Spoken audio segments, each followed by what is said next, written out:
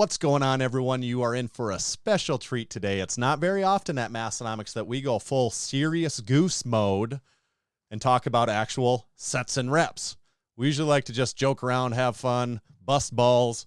But today we're actually going to get into, I'm going to tell you about some of my past experience, how it relates to a little bit of mentality that goes into lifting and training and powerlifting for years and years and decades, and something that I've experienced. Now, I'm not a big motivational guy. You know, Tommy would say the same thing. We're not big rah-rah guys. We don't expect you to come to us for that, to be perfectly honest. And that's not what I'm trying to do today. I'm just telling a story, an experience that is based off of something that's come up on the podcast. And I just thought it'd be interesting for some other people to listen to, because I feel like there's a lot of people that can relate to this that have been at it for a long time. So this comes to me based on a conversation we had with Big Bryce of Calgary Barbell on episode 372 of the Massenomics podcast. Check it out. Give it a watch or listen if you haven't yet. Something we got into talking about a little bit that I just wanted to linger on longer in this video, this lifting for a number of years. So if you've been at it for 1 or 2 years, you're getting started, you're a relatively beginner, this doesn't apply to you as much. But if you've been doing this for 5 years, 10 years, 15 years, 20 years, there's a good chance you've experienced some of this.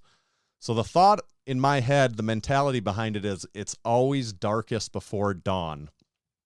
This is something I've experienced in lifting, and really honestly a number of things in life. You know, one direct, very readily available memory I have is going through basic training in Fort Sill, Oklahoma in January of 2007.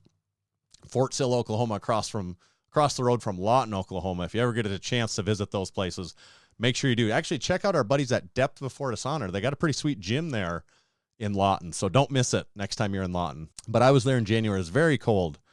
In the Army, you got to do PT in the mornings, early mornings at basic training. You know, you're out there at 4 or 5 in the morning. It's cold, it's wet, you're laying on the ground, you're doing push-ups, you're doing sit-ups, you're going for runs. And I would think about this thought, it's always darkest before dawn. You know, I just need to put one step in front of the other, get through this morning. It probably, some aspects of the day are going to get a little bit better. And then even just from a little bit broader viewpoint, it's going to get a little better, a lot better in weeks or months from now. You know, I'm going to get through this. You know, it really sucks ass right now, but there's a finish line. You know, something gets better eventually if I just keep going, if you just keep at it and do what you're supposed to do. And then circling back to lifting, through my lifting career. So I've been, I started lifting about that time, 2008, 2009. That's when I really started squatting, deadlifting, of course, benching. I was already doing that, but getting into the serious lifts and actually training to get stronger with some serious intent. So I've been at it for probably over 15 years. I've done powerlifting, strongman, Highland Games, you know, all combined over the time. I've done probably 25 competitions now, 20 to 25, somewhere in there.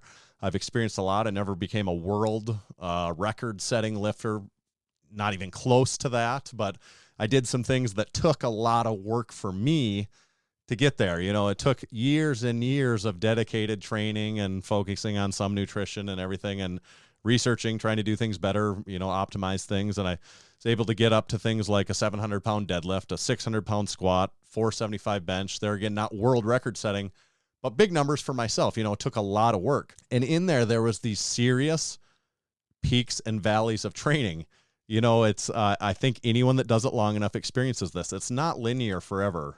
You know, if you're a couple years into it, you might have some peaks, some valleys, like not really, just little bitty bumps along the road. But you get into it long enough, you get into the pit of despair, where you think, my God, when am I ever going to be able to make progress again? You know, it's because of injuries, life stresses, you name it, you get it thrown at you, you do it long enough. And what I have come to really learn over that amount of time is it really is always darkest before dawn when it comes to your training, your lifting, your strength progress. You know, it's always been at the times where I almost think, how do I get out of this? You know, when does this ever change? Is this just the new normal? Is it ever get better than this? So a few actual examples. 7-8 years ago, I experienced some pretty bad shoulder issues. It was AC joint in my shoulder. It was eventually made it so my bench pressing did nothing but regress. I was only getting worse, to the point where eventually I had to say, I'm just going to stop benching. You know, this benching is only getting worse. I'm frustrated with it. I just got to pull benching out. But I'm not just going to quit and give up. I got to figure out, what can I do? How can I work around this and still try to get stronger? So ultimately determined that overhead pressing with a barbell, specifically I used Band Bell Rhinoflex bar, really helped me a lot. That aggravated my shoulder barely at all. You know, I could get away with it where I could continue to train and get that stronger, and my shoulder overall was still recovering. So I trained that hot and heavy for months. You know, it was probably almost ended up being a year where I did very little benching and it was just focusing on that. I was able to train that overhead press, basically a strict press up to 300 pounds on that bar, which to me was a lot at that time. You know, it took a lot of work to get there. And by the time I got there, my shoulder, you know, there was times when I didn't know that it was ever going to get better. And it finally had started to feel better. I was able to incorporate bench, and it wasn't that many months back to really hitting bench again with it feeling considerably better that I came and hit a bench PR. I benched 475 pounds for the first time. Prior to that, my best ever, I think, was around 455. So that's a great example of when I just didn't know when it was ever gonna improve, and I just, by staying the course to an extent, maybe making some important changes along the way, but overall not giving up, you come back out of it, and in that case, better than I was before, as a matter of fact. Not without some bumps and bruises, but improved. Another really good example in 2019, I was doing a strongman competition. It was a yoke run. I think it was a 700-pound yoke or 725, something like that. And it was going just fine. I just, kind of a freak thing, I took a step and my ACL blew out in my knee. And of course, at that point in time, I'm wondering, once I found out that's what the injury was, I'm wondering, what does this mean for lifting? You know, obviously it has other implications, but specific to lifting, what does this mean? I'm probably never going to be as strong again. You know, you start to have these negative thoughts. Then I go through surgery, that process, the recovery. And I'm like, I am so weak. I've lost so much muscle mass, you know, all these negative things you can dwell on about that. And I was fortunate to have people, training partners, people in my life that were like forcing me to get back in the gym.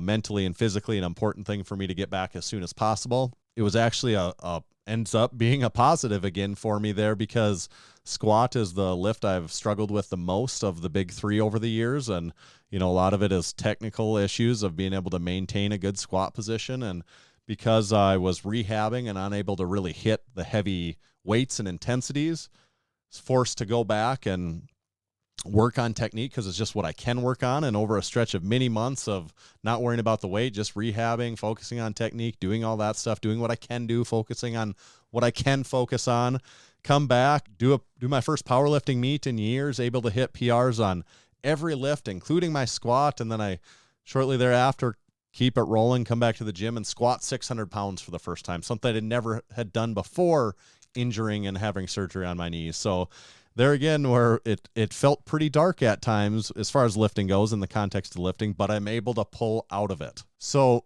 what my message really is to anyone listening, if you've made it this far, is just, you're going to get frustrated. I'm not telling you not to even get frustrated. That's part of the process. You're going to get frustrated at times when you're doing this for over the course of 15 years.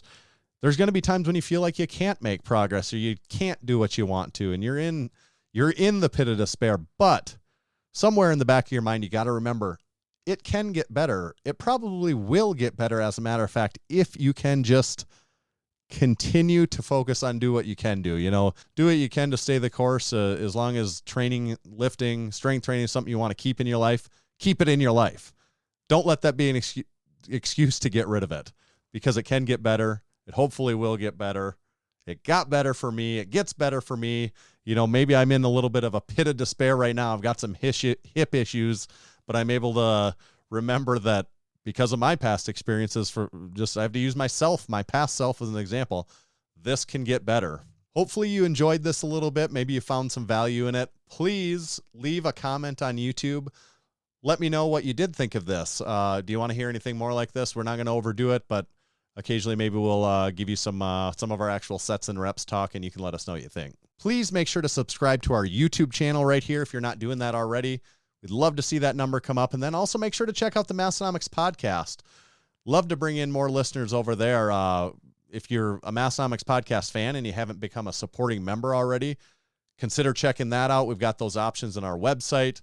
We've got this cool Jefferson deadlift tee right here. We haven't had this available for a while, but stick around. maybe you'll see something like this again soon.